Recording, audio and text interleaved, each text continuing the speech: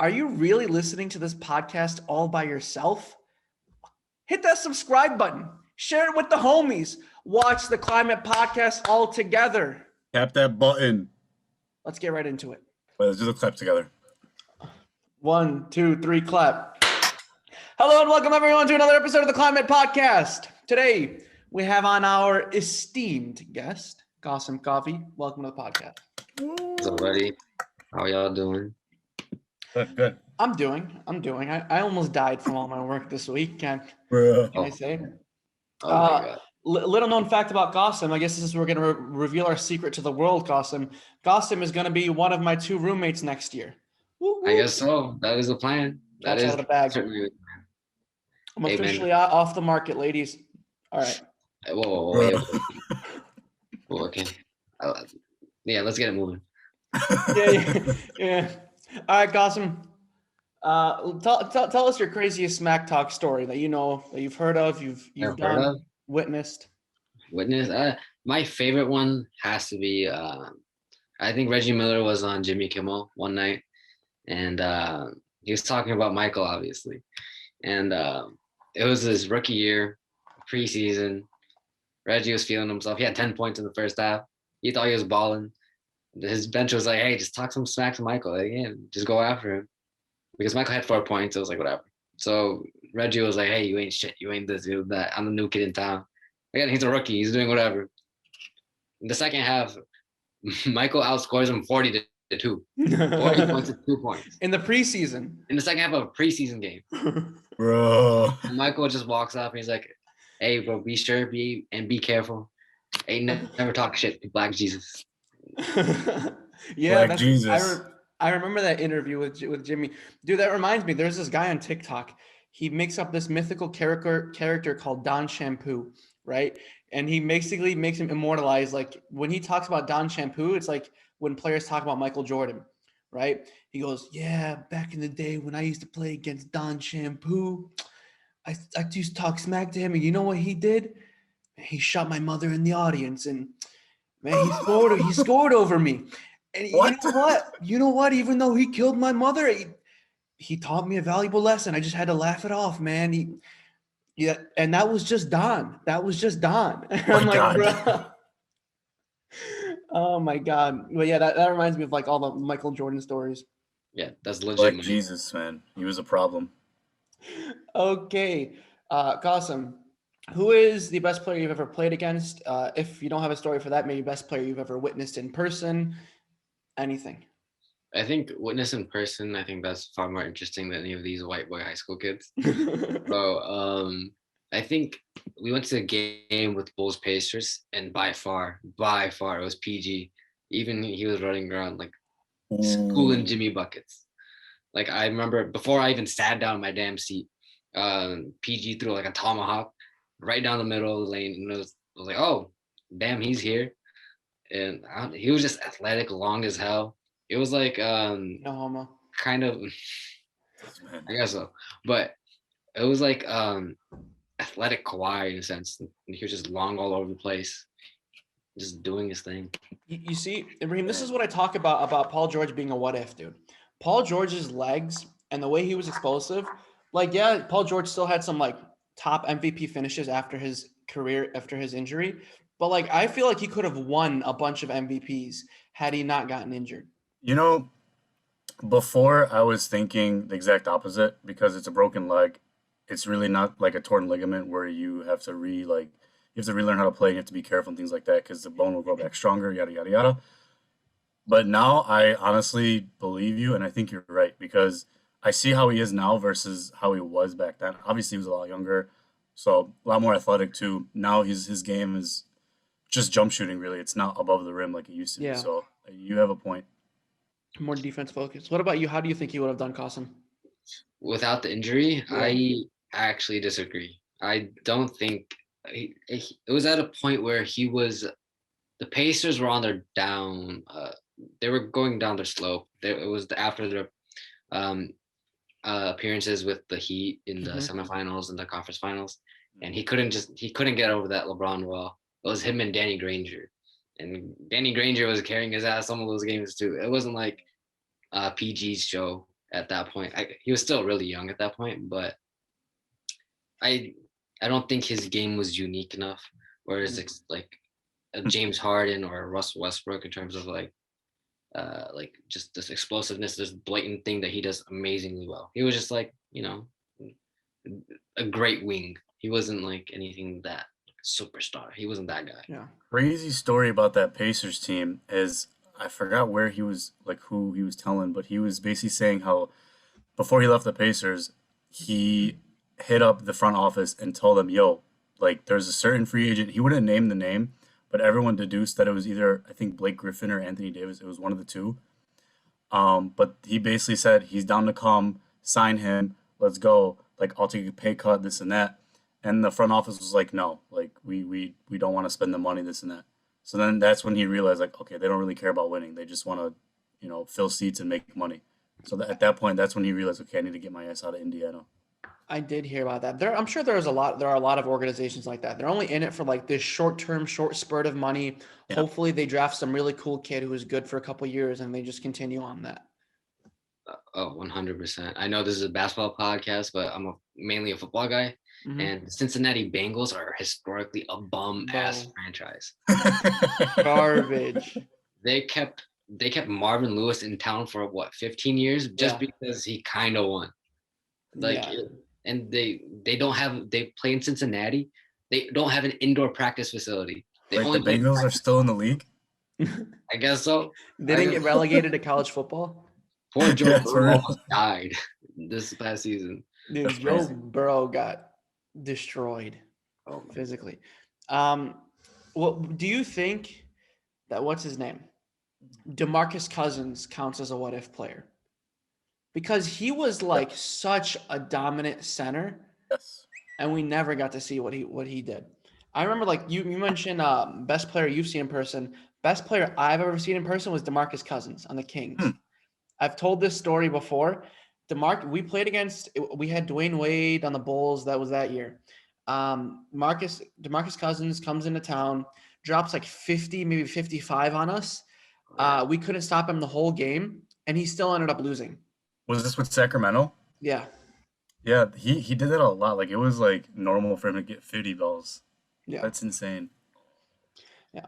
Whatever. I think- Anyway, Qasim, who is your where did your love of the game come from, and like who did you grow up watching? I think I have to throw it back to when probably around like 9-10 years old, because at first again I was a football kid. Like, I came out of the womb with the football. That was my thing. So just one day my dad he brought back we used to play NBA Live 06, and I would play with Ooh. LeBron. With D-Wade on the cover? With D-Wade on the cover. Yes! I had that game, yes! On PS2. It was different. But No! I was like a LeBron boy. That was LeBron's first 4 or 5 years. And then I kind of had a drop off of basketball. And then I got NBA 2K8, I think. And then that's when I just like rode with Kobe the entire way. I was like, F LeBron, dude, I'm a Kobe guy now. So that's when I was riding hard with Kobe. I think it was LeBron first, then it was Kobe. So that's how I transitioned into it. So was Kobe your favorite? Is your favorite all-time player, or who's your favorite all-time player? I think by default it has to be Mike. It has to be Mike. It's just it's the vibe, it's the personality more than anything. And then I think Kobe was just like mine growing up. Yeah, Okay, that makes sense. fair enough.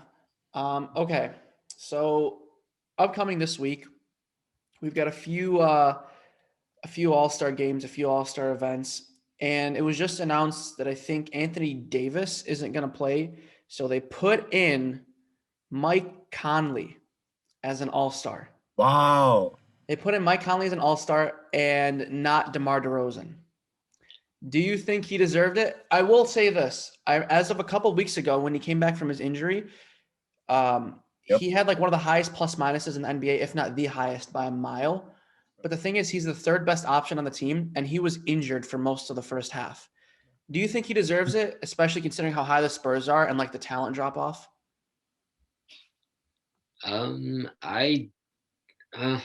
See, Conley's interesting because he was never rewarded for his time with the Grizzlies.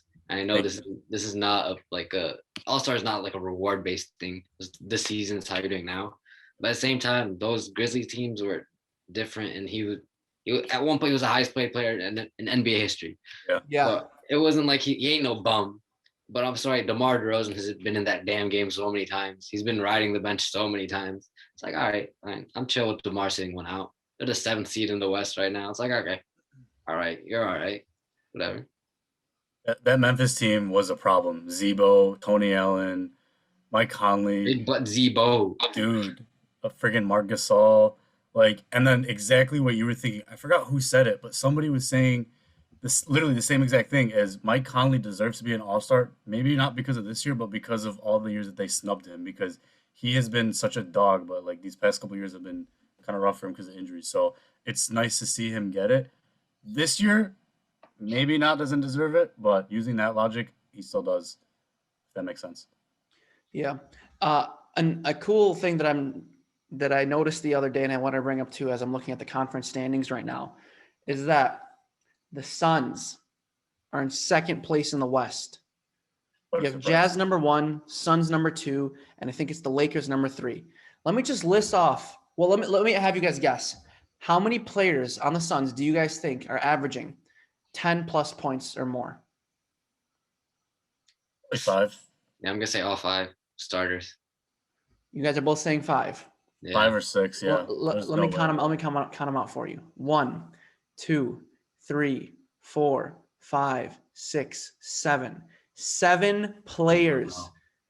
And they have Frank Kaminsky averaging a solid 7. Look, they have Cam Johnson, Jay Crowder are both really solid off the bench. Dario Saric, like one of the Mario brothers, he's been solid. hooping. I was speaking to a Suns fan the other day. He was asking to be on the podcast. I'm going to have him on soon. He was saying that Cameron Johnson is one of the most valuable players on that team. He was arguing that he's probably like the 3rd most valuable player. Like it goes like Booker, Paul, or Paul Booker. And then you have Cameron Johnson. And looking at his stats, I mean, I don't blame him. He's getting quality minutes. Who do you think are the most important players on that team? Cameron Payne. Dancing his ass off on the sideline.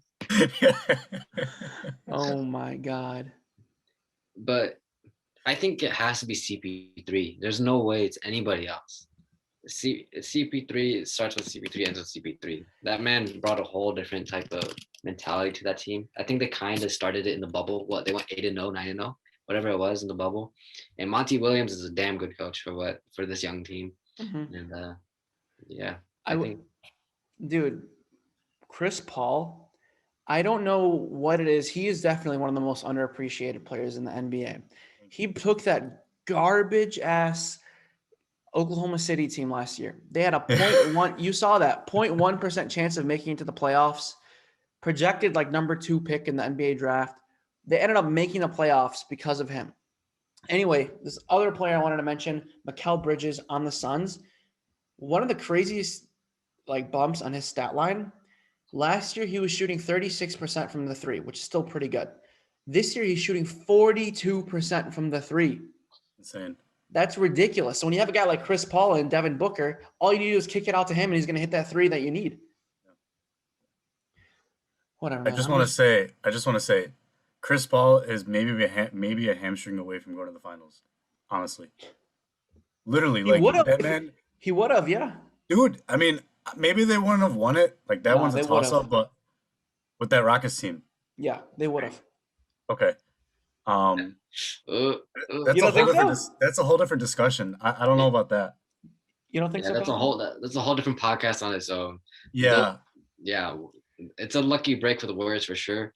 But at the same time, they choked. They missed 27 straight threes. It was not pretty at all. The thing is too, is like we've seen time and time again, James Harden does not play like he doesn't think like he thinks that he's gonna be able to get the same calls he does in the playoffs, right? So he messes it up for his entire team. Like he plays the same way. He always ruins it. He always is like jacking up shots, looking for the foul call. You cannot play that way in the playoffs. You're not gonna get the same calls. And I think part of it goes, he was just gassed. I remember a couple of years ago, I think they lost against the Spurs, and he was just gassed. He had zero legs whatsoever, and it's this old ass Spurs team beating them.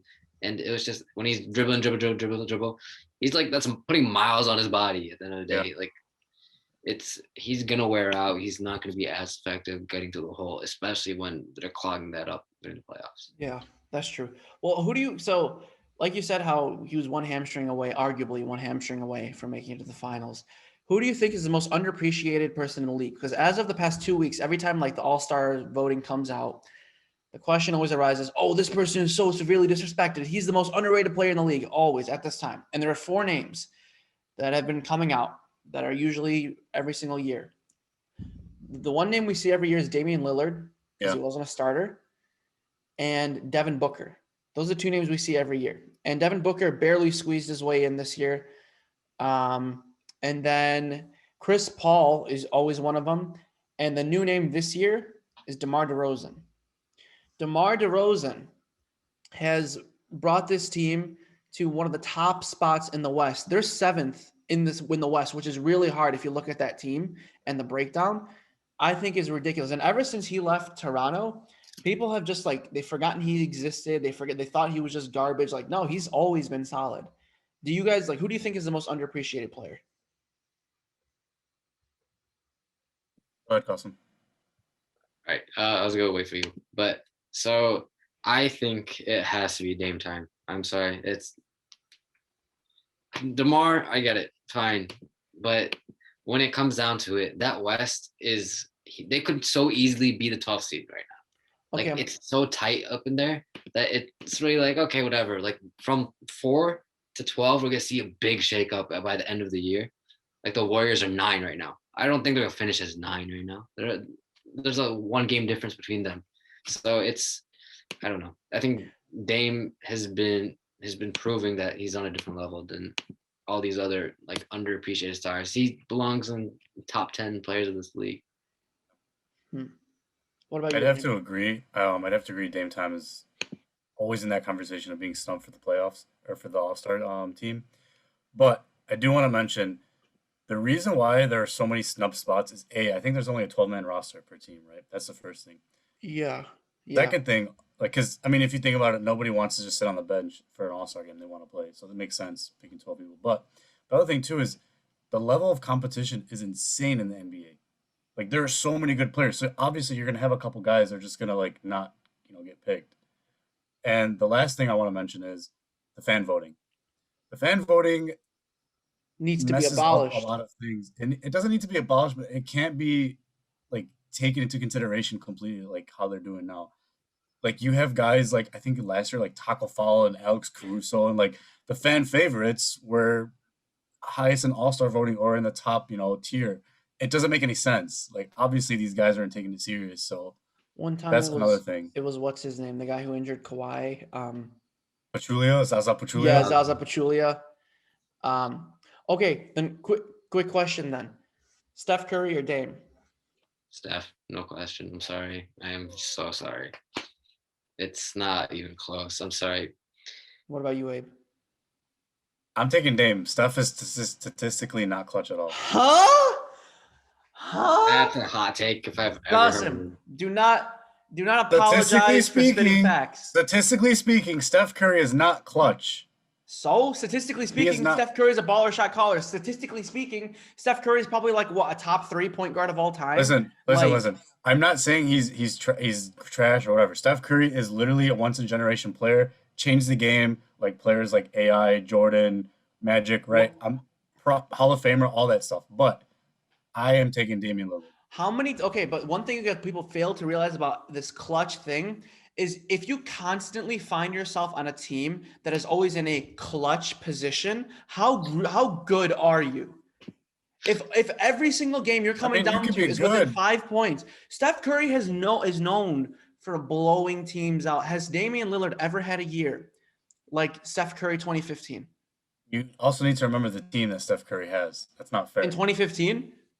I don't know the 2015 lineup off the top of my head, but I know it was fire. Okay, it was Steph, Clay, and Draymond. Listen, Steph's best teams, or let me say that team that you're referring to, is by far better than any of Damian Lillard's better teams. and you know Even that if for you a fact. take Steph individually, like his MVP season was ridiculous. Like he was blowing teams out by himself. I'm taking Damian Lillard, man. I don't know. It's just Oh my Dame's Listen, man. timeline is no. I'm Wait, sorry. did we forget? Damian Lillard was a 3 seed that got swept by the Pelicans. They got Yeah. They got Yeah, swept. but they also didn't have Nurkic. They were injured. Okay. And he got two swept in a injured. conference finals. They had no bigs guarding the Anthony Davis and DeMarcus Cousins. Again, Jamil just said it. They played the Warriors in the conference finals. He didn't win a damn game. Not a single game. Yeah, but you can't blame him for that. Look at the teams. Look at Dame Dollars team versus any of Steph's Was teams. Kevin Durant injured? I think he did get injured. KD Doesn't matter. You have Steph and Clay. It's game over. CJ McCollum's never healthy. That team never healthy. Him and CJ are probably like really, really good. Like you make it seem like. I mean, they're one of the like best dynamic duos, probably top 5, if not top 2. Those are probably the top 2. Steph and Clay, and then CJ Steph Curry is what and puts him over the top. Listen, I'm just saying, like Dame. Like when you think of Dame Dollar, what do you think of? Game winners, clutch, exactly. When I think of Steph Curry, I think of blowing teams out by 40. Yeah, but dude, like he can't do it on his own. He needs teams like you guys. The argument you guys are using is his team is so good and all this stuff. He makes his team good. Okay, let's take it skill by skill then. Let's take it skill since you value this clutchness over everything else, apparently, right? Who has won more? Steph Curry. Who's a better shooter? Steph Curry. Who's a better dribbler? Steph Curry. Who is a better passer? Steph Curry. Who's a better playmaker? Steph Curry. There's nothing. Defense, I don't even know defense counts for either of them. No, Dame's better defender. That doesn't say much because Steph is a trash defender. But so okay, yeah, I mean, I don't think Dame Lillard. Man, I'm taking Dame. Why? Because literally for the simple fact that he is more clutch than Steph Curry. Whoa, okay, wait. Listen, if you take Steph Curry and put him on that Portland team, is he winning a game? Is he hitting those clutch shots? Is he hitting that clutch shot over Paul George? Probably not as many, but he's winning more games in the playoffs. No, he's not, dude. More important. With that Portland team, no, he's not. What do you think, Qasim? I definitely would think Steph would win a bit more than Dame has in the playoffs. With the same team? Yeah. This man got swept by Drew Holiday and Anthony Davis. Wait, was it Anthony Davis playing? I don't even remember. I think Anthony Davis, DeMarcus Cousins, Drew Holiday, Rondo, and it was a bunch that of other team. guys. But even Fire team. Steph Curry would not have gotten swept. They didn't have a big. They didn't have a big. Who's going to guard DeMarcus Cousins? Steph Curry doesn't need a big, though. No, you guys are saying that Dame Dollar got swept by the Pelicans. They got swept by the Pelicans because they were injured. They got swept by the Pelicans because they didn't have anyone to guard the 2 bigs. Well, I don't care. You win a game. It's the playoffs. If you're that guy, you win a game. If you're that guy. Yeah. Dude, imagine if swept. Imagine if LeBron lost. Bro. Listen, Steph is a great shooter. He's easily the best shooter in the league we have right now. But like I said, I'm standing by the simple fact that if you take Steph Curry and put him on that Portland Trailblazers team, they may win one game against that Pelicans team, but they're still losing the series. Bro, you're like, imagine trying to compare like John Stockton and Gary Payton. Like they're both really good, but John Stockton is just better. Like John Stockton is just better. The comparison between Dame Dollar and Steph is a lot more comparable than John Stockton and Gary Payton. You think it's closer? Yeah. Okay. Let's move on. That appalls me. Just one last point. Yeah. When we talk about his legacy, we ain't talking about Dame as a top 25 player of all time. We ain't never talking about him as a top 25 Nobody's ever said that. And nobody. He's never going to sniff it. He's never going to sniff it because he's probably never going to win a championship. That's that simple. When we talk about who you're taking over one player, you can't argue that he's won more championships, things like that. Yeah, you can say that, but you can't say Dame Dollar hasn't won championships. Dame Dollar hasn't done this. Dame Dollar hasn't had the same team as Steph Curry, so it's not fair for you to say because Steph Curry's on a good team and they beat all these players, yada yada yada. So is Dame the best point guard in the league? No. Then who's better? Who's the best point guard in the league? No. It's this toss up between him, Kyrie, and Steph. So, but you just said Dame is better than Steph. So is Kyrie better? I'm taking Dame over Steph any day. Okay, what about Kyrie? Yeah, Kyrie. No. Wait, you're saying Kyrie over Dame? No, I'm taking Dame over both of them. Okay, so you're saying Dame is the best point Oh, guard in the league. Dame was No, I'm taking him. Best player is a whole different discussion. I'm taking Dame over Steph and Kyrie. What what do you mean? What does that even mean? Wait. So best player. What do you mean by best player? Like, what are you saying? You okay? The original question was, who are you taking, Steph or Dame, right? Yeah, the logical said I'm taking explanation is you Dame. take the better player. I'm taking Dame because he's hit more clutch shots. Okay, question then. Let me ask you this then. So after this All-Star break, the Warriors are gonna have to choose. Do they want to tank for a pick, or do they actually want to make just a decent run at the playoffs? And looking at the standings right now, there's a chance that the Warriors can play the Trailblazers in the playoffs. If Steph beats Dame, what are you gonna say? If Steph beats Dame, Yeah. I don't know. I don't think it like. That won't change your opinion. No, Because Steph dude, has I far like Dame. I like Dame Dollar. I like Dame Dollar more than Steph. That's obviously going to influence Boy. my my choice. All But like right. I said, if it's 5 seconds left and I have the ball, I want Dame Dollar on my team because he is shown time and time again to hit clutch shots. I Steph want Curry had a Iguodala. chance to beat that Toronto Raptors team Hey. and didn't. Huh? I want Hey. Iguodala. What? You don't get the reference? If Martians have the death beam pointed at the earth and you have to pick one player in the NBA on that Warriors team to shoot the game-winning shot, who do you pick? Max Kellerman? I want Iguodala. What? Yeah, he said that. Yep. Okay. No, man. Anyway, My whole basis is the fact that Dame Dollar has hit more clutch shots and stuff. enough. That's very enough singular grilling. and very straightforward, but I guess it works. Enough grilling. Enough grilling. Okay. Very hot take. I can agree. It's a very hot take. We have probably one of the worst dunk contest lineups I've ever seen in my entire life. Obi Toppin, Cassius Stanley, Anthony Simmons. Why didn't they at least put in what's his name? Aaron Gordon. No, what the rookie Anthony Edwards? Why didn't they put him in? I don't think anybody really wanted to. Bro, he has the best dunk of the year so far. You guys saw that poster? He had on Watanube, Watanabe. I'm sorry. I didn't mean that. I think that was racist. I'm sorry. Did not mean that. So bad. I did not mean that.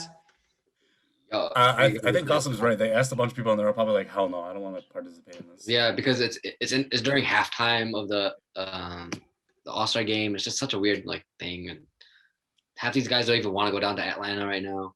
Yeah. But hey, Cassius Stanley, watch his Duke dunks. Man can fly. He straight up fly. His head's hitting the rim at least twice. Just watch. Who do you think is gonna win? Cassius Stanley, I think. Yeah, I think you're probably right. Obi Toppin seems too big. Yeah, I was just gonna say because Why didn't they throw in a Zion Williamson just for once, just to see what he does? imagine if he blows out his knee in a dunk contest in the halftime. He probably will. All-Star He's game. really big. He's so bad, dude. He can't carry his weight that well either way right now. So If he it's smart for him to loses, sit out. if he loses 20, maybe 15, 20 pounds, he'll be perfect.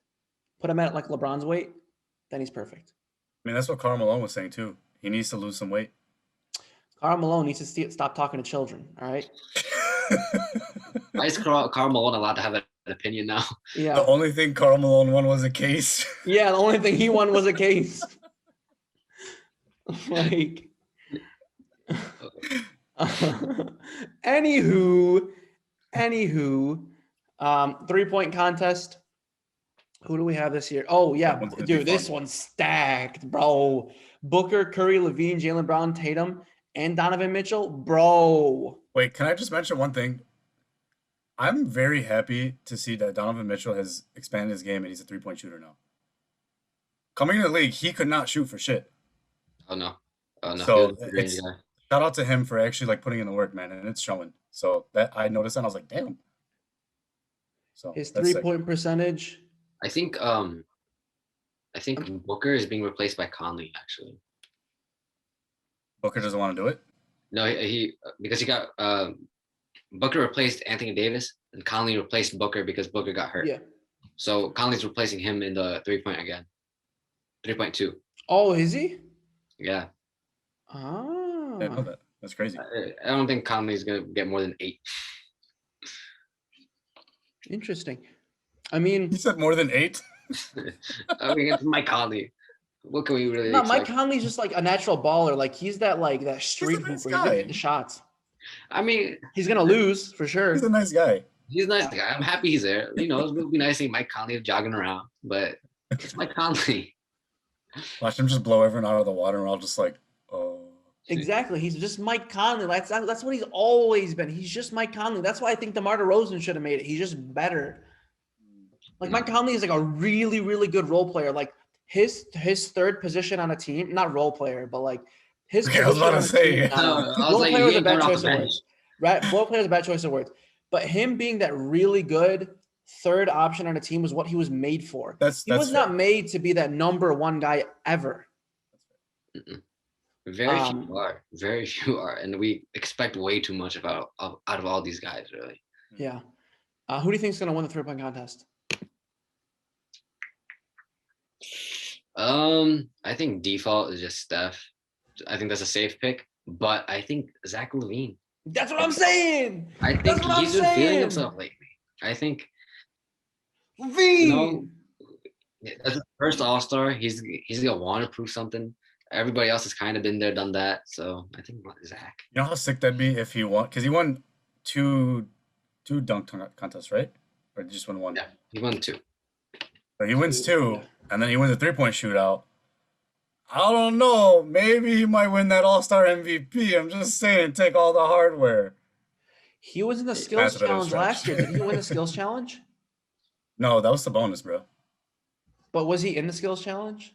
Zach LaVine? Yeah. I don't remember. Wasn't it Laurie? I think Laurie was in it one year. Skills challenge. Oh, Laurie Markkinen? Yeah, he was. Huh. Sorry, I'm just looking at. Listen, the winner was Bam Adebayo. Yeah. Didn't Sabonis win the year before? I don't know. Let me see. It's the winner. No, Sabonis never won. 2019 was Jason Tatum. Derrick Rose in 2009 won in 2009. I remember that one. Yeah. Anyway, the skills challenge this year: Luka, CP3, Julius Randle, Sabonis, Vucevic. Ooh. Yo, Vucevic is being slept on, man. Slept on. Hey, man, he's been slept on for about 8 years now. But again, I don't know. He's stuck in Orlando. He ain't doing much. There were trade rumors. Wait. Huh? There were trade rumors. Vucevic trade. I would love for him to come to the Bulls. Him or DeMarcus Cousins. People are saying DeMarcus Cousins, but they're saying he might go to the Celtics. That's what. Who, Vucevic? Yeah, the Celtics are targeting, because the thing with the Celtics will never, ever, ever, ever, ever, a million times ever, ever going to win without a solid center. They can't. I don't care how many good guards you have. They have nobody, bro. They have. Look at other teams. Every time they won, they've always had at least an All-Star Hall of Fame center. Exactly, dude. They have not a single, like Daniel Tice, like, bro. Yeah, Tice isn't doing anything. He ain't a Chief. Tristan Thompson too. Okay, whatever. It's an upgrade, but it's still in it. Yeah, like Vucevic is listed as a 7-footer. If they get Vucevic, they'll be legitimate title contenders. Until then, no. But how do you feel about Kemba? I'm just not feeling Kemba, man. I have been saying this since day one because of this guy I follow on Instagram and per sources. And he's never missed in his life. He goes, I would rather keep Terry Rozier than pursue Kemba Walker. He said this Terry Rozier's rookie season when Kemba was in his prime. He said, I want to keep Terry Rozier. Kemba Walker sucks. He literally said that. And now look at Kemba. He's playing like garbage. And Terry Rozier, look at Terry Rozier, scary Terry. Bro, this man doesn't miss. Kemba looks like Isaiah Thomas when he fell off. That's how he's looking right now. He just doesn't have it. Oh man. Yikes. We ain't gonna talk about IT King in the fourth quarter. He fell off He's hard. he's hooping in, I think, Puerto Rico. I know he's doing a lot of clout chasing on Instagram. He fights Jake Paul next small man up. Dude, you Following, might not be wrong. following Nate Robinson steps. Oh, GG. I don't know. Who do you think the Bulls should trade for a good center? Do you guys think they should give up Markkanen for a good center? Markkanen and Thad Young, two really valuable players. I think we should. I think just put him on the market and see what you can get. So do you think Markkanen and Thad Young and a couple picks for Sabonis is worth it? Indy would never do it because we're in division, but that's a load. I would probably put Laurie in a couple picks, keep Thad just for the bench. Sabonis a 7-footer? No, he's like 6'4". Yeah, the last thing we need is another undersized big Jameed. Yeah, but the thing is, he's really good in the paint. But Yeah, he's skilled. Right. He's skilled, but I mean, I would rather give up more and get like a Vucevic. Honestly, dude, like DeMarcus Cousins, man. Like, I think he's a solid pickup, just like a good, solid guy to have. We don't have to give up much to get him. We can get it for exactly. We can get it for cheap. Probably the veteran minimum, honestly. But I think he just wants to win. He's probably gonna sign with like the Lakers or something, or I don't know. Probably the Nets. Blake was looking at the Nets. Oh, Blake is who I was also thinking about. A good guy, maybe looking to be on a winning team for once. Blake's not gonna come to Chicago, but the Nets, yeah, he would go. Ooh, that would be solid. Do you guys think Vucevic is a top 5 center? I think so, because according to Bleacher Report, right, they have Jokic 1, number 2, Embiid, but I think they're switched right now. So they have Embiid 1, Jokic 2, very close 1 and 2. Karl Anthony Towns at 3. Number 4, they got Rudy Gobert. Number 5, they have Bam instead of Vucevic. Mm-hmm. And then number 6, they have Vucevic. Number 7, they have Ayton. Wow. I think I would have Vucevic at number 5. I think right now he's better than Bam, just because the Heat in general just aren't feeling it. The Heat and the Lakers, like the bubble hurt them physically. I've been saying the same thing. That's why I don't really care. As long as they make the playoffs, they're still gonna make noise. Yeah, the Lakers are kind of on their run right now in terms of like they're just coasting it through. It doesn't matter what seed they get. It's LeBron 80. They go figure it out. Yeah, the Heat are the 6th seed. Ooh, they're going back up. But how far can they really climb though? The top of the East is still very weak. Like I don't even know who could be the 1 seed. I think the Nets are gonna win the East regardless of who's the 1 seed. Yeah. I mean, not considering injuries, but yeah. Who do you think's gonna win the East, Qasim? Hey, what about those damn Knicks? Those damn Knickerbockers. They're gonna trade Julius Randle. They're not a good franchise.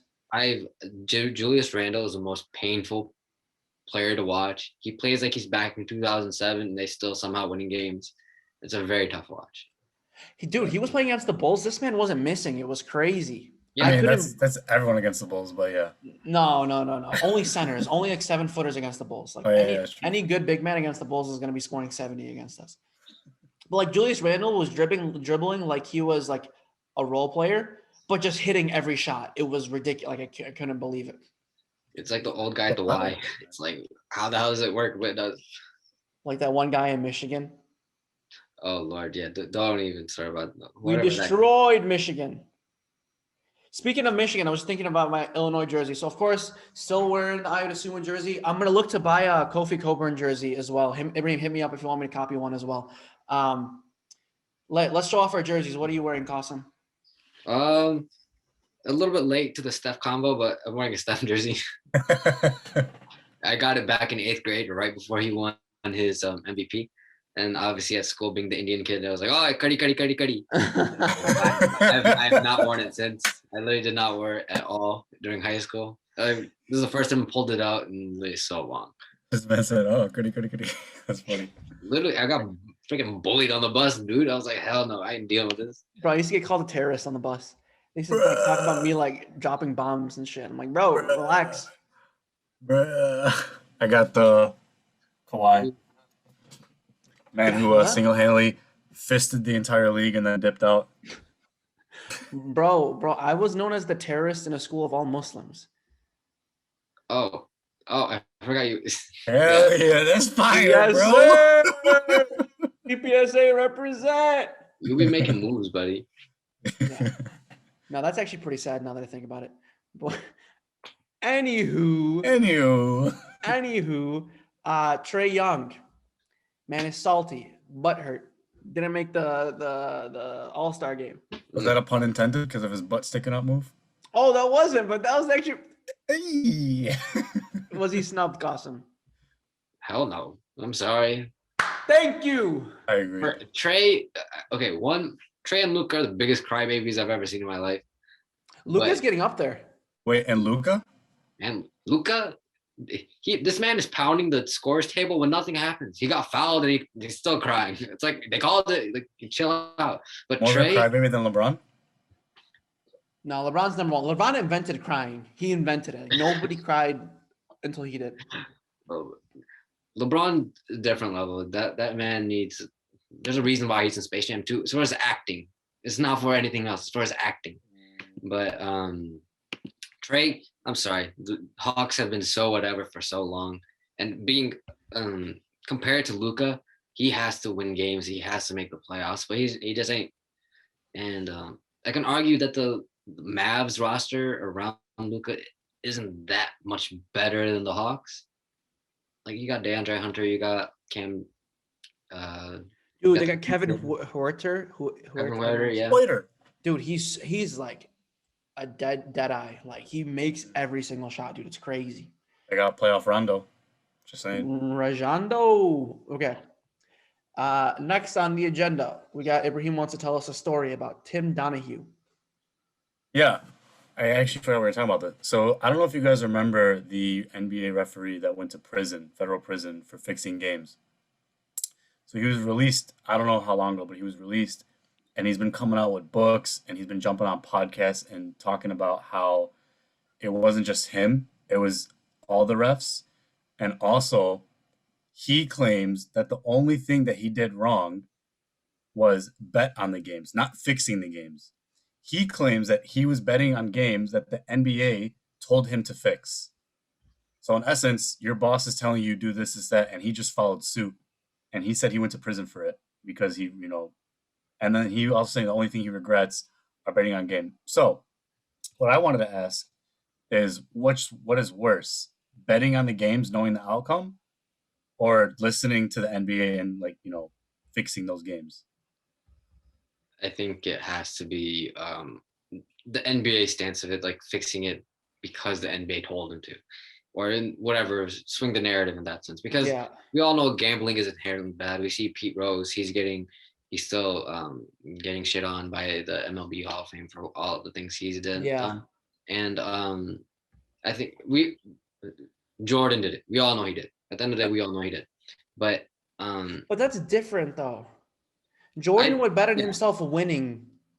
But I think the NBA pushing the narrative and taking away from the purity of the game, that's a whole different conversation than just gambling and doing whatever. There's a lot of things. No, you're completely right. There are a lot of things that.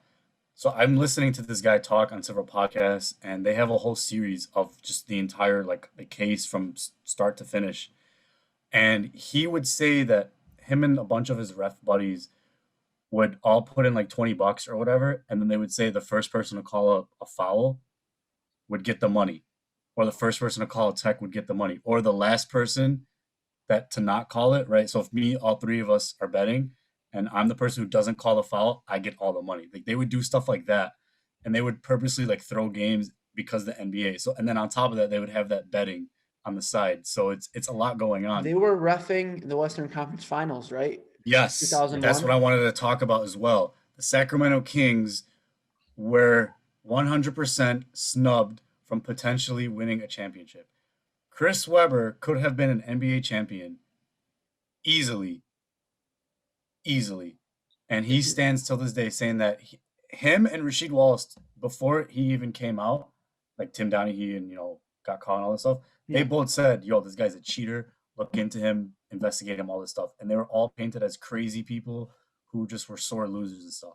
Bro, the refs today are on crack. That's why I wanted to bring this up, because you have all this stuff going on, and you have this guy who's now opening up his mouth about all the shit that's going on in the NBA.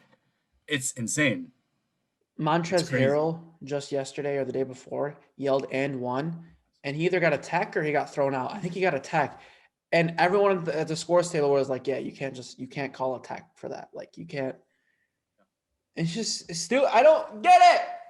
Yeah. I don't get it. And they asked, and the reporter asked Donaghy, and he said what percentage of the NBA refs, fix games or, alter games or whatnot, and he said all of them. At his All of time, it them? was all of them. At his time, he said it was all of them. And then he was like, Joey and then he's Crawford? like, think about it, man. Think about all those blown calls that they've gotten over the years. The Portland Trailblazers, Rasheed Wallace and Bonzi Wells and what's the guy that just passed away? Oh. Cliff Robinson. Yes. And all these guys, man. Think about it. And then I think they had Scotty on that team too.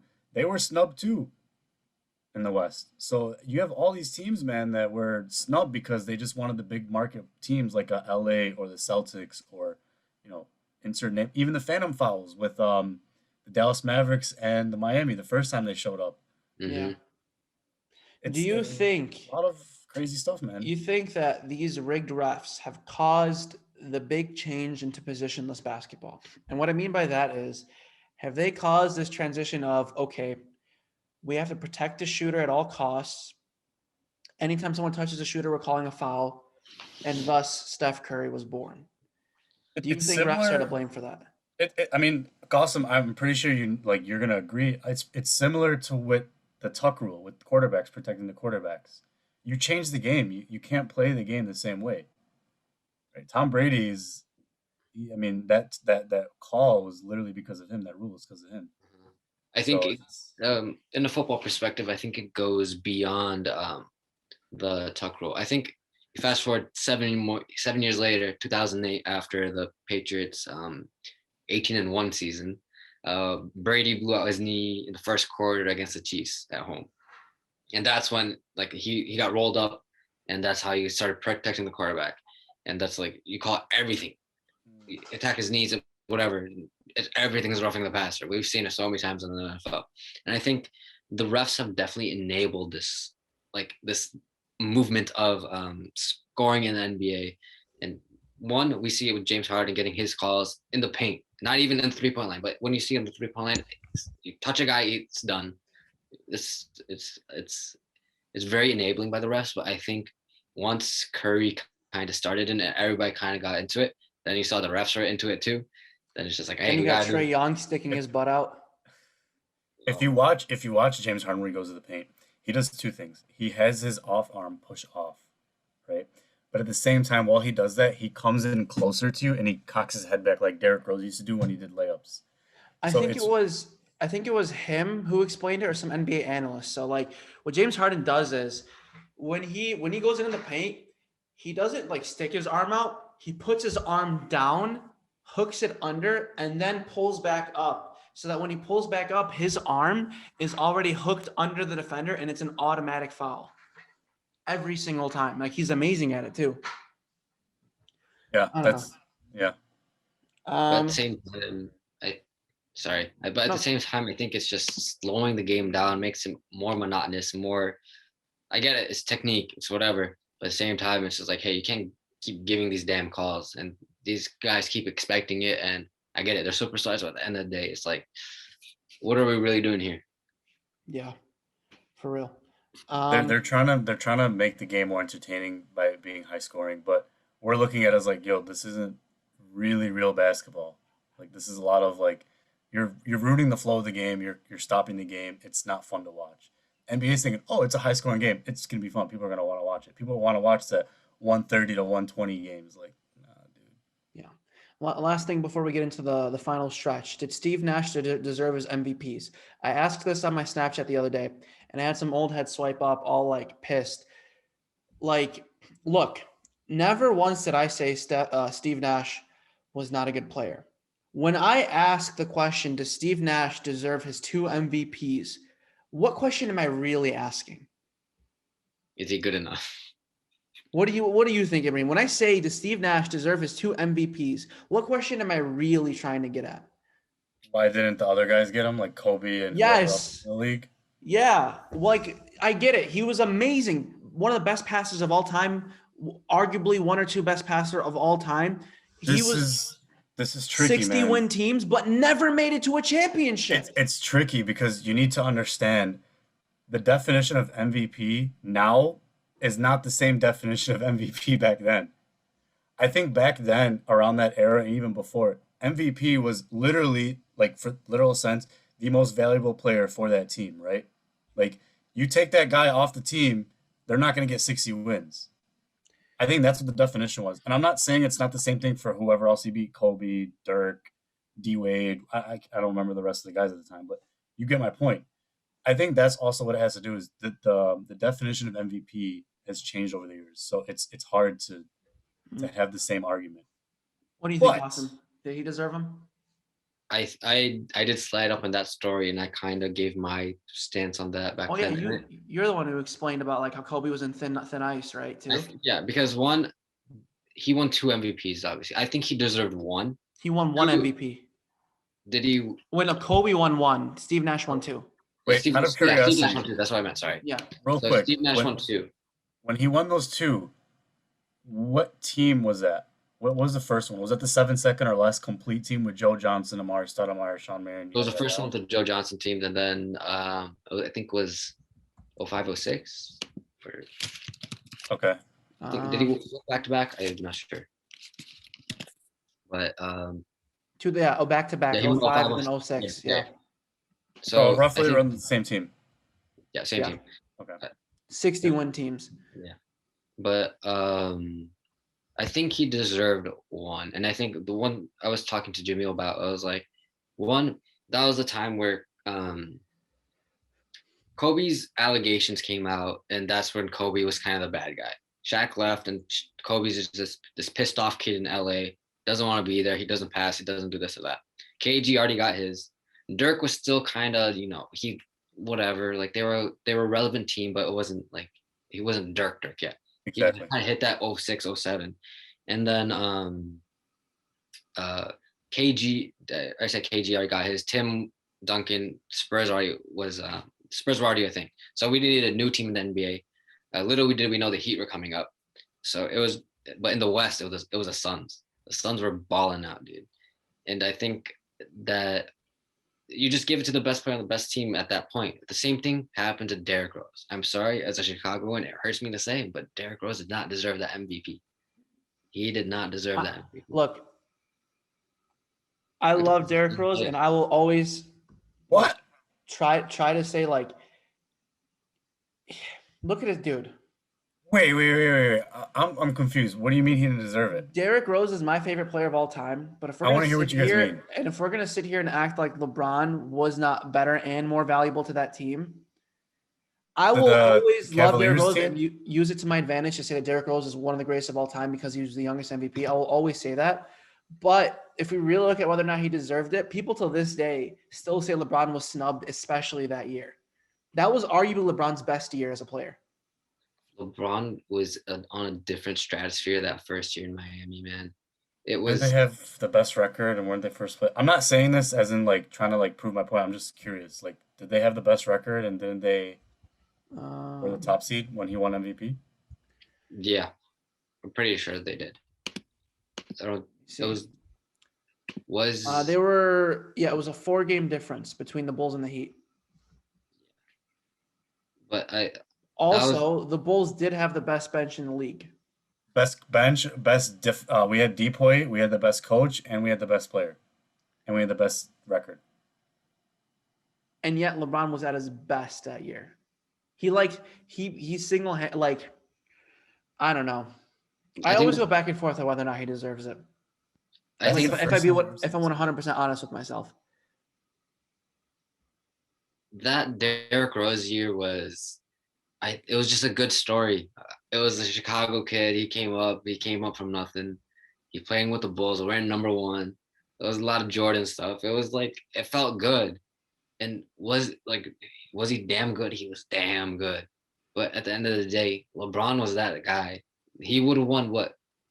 How many MVPs did he have at that point? He had 3, LeBron had right? like 2 or 3. Yeah. Yeah. So it would have like he would have been forced, right? Or something crazy, right? Yeah. No, I said this before. Derrick Rose was the start of the media chooses the MVP. Oh yeah. Derrick Rose, because I'm 100%, I'm being 100% serious with you. 100% serious with you.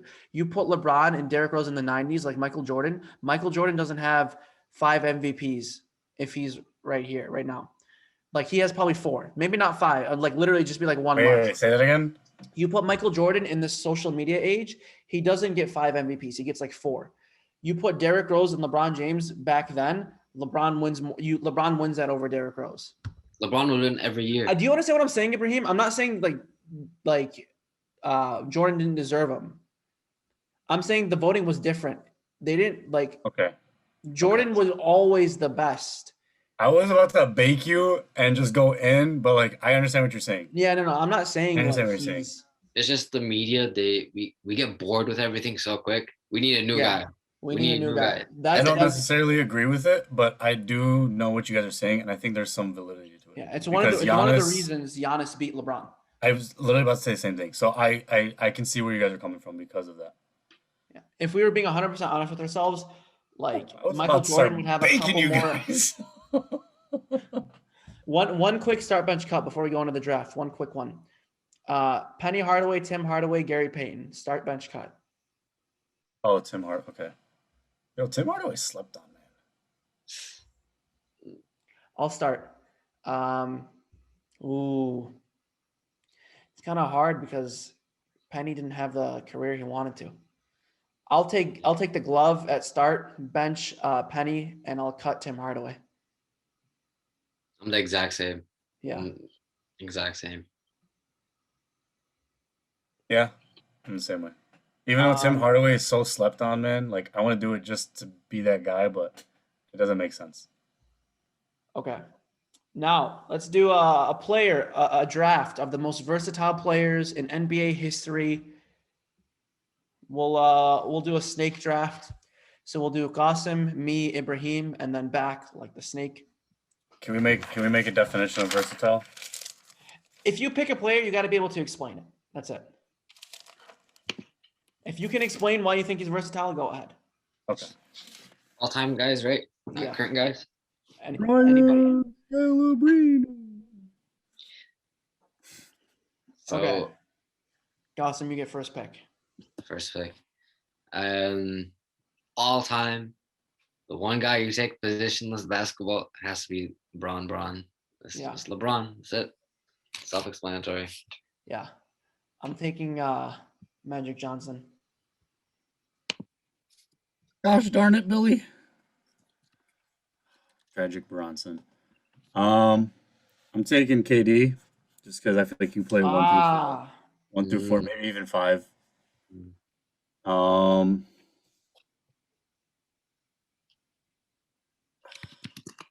gonna take Jokic, even though I want Draymond, but Jokic is a better pick, obviously.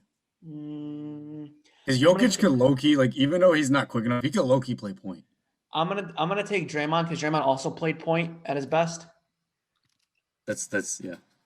I think I'll take Luka. Ooh, dude, Luka doesn't even have a position. Yeah. People call him point guard. I'm like, what is Luka? Like, I don't get what he is. He's just really good. That's it. Point guard. Yeah. All right, you got another pick, Qasim. I think this is a little bit surprising, and I think I need to explain this a little bit. But I think Steph. And I think in terms of one, he isn't a true point guard, but he ain't a true shooting guard. He just kind of runs around and does his thing. He did redefine what it means to be a point guard. He changed the point guard from being a pass first playmaker to a shoot first, like dead scorer, the best scorer on the team. I think he made it more ambiguous, the guard position. So I think Steph. I'm gonna take Giannis because he's a ball handler. He can play center, he can play power forward, he can play small forward, he plays point guard sometimes. So I'm taking Giannis. Okay. I'm gonna have to go with Larry Bird. Larry. He was the most small forward of all small forwards, bro. Larry Bird had great defense. He could, he had great vision, could pass the ball, all that. Shut the hell up. You know that's a good pick. I'm gonna take Larry Bird. Osfood? Asfour?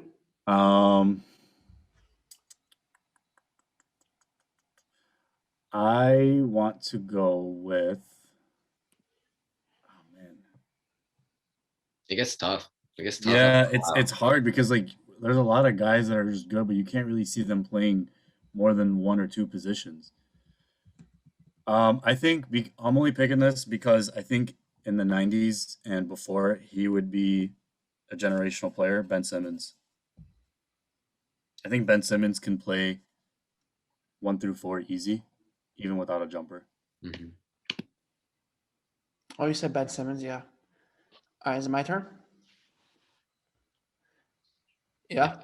Okay. Yeah, I'm gonna pick the Jokic before Jokic, Joakim Noah. Well, he couldn't shoot, but he used to dribble. He used to have insane passing. His pass, he was like one of the best passers in the league. I remember. Damian, do you remember? Do you remember every time he used to get the ball and all the Bulls fans would start screaming because they wanted to give up the ball? So bad. Yeah. But he's right. Jimmy, he used to run the fast break. It was so ugly, but he used to run the fast break. And when he used to go the pew pew pew pew pew pew pew pew, that was so hype, bro. When he used to do that, he used to start screaming, bro. That was amazing. From Memphis, everyone was like, oh, everyone went crazy. Yeah. All right, go ahead, Qasim. I think you guys are gonna like this pick. It's a bit of a throwback. It's Chris Webber.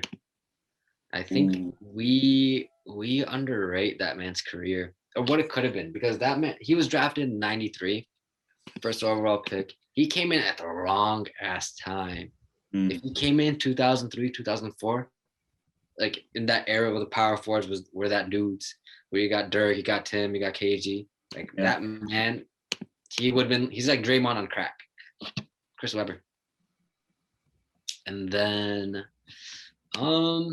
this is where it gets like I don't even know.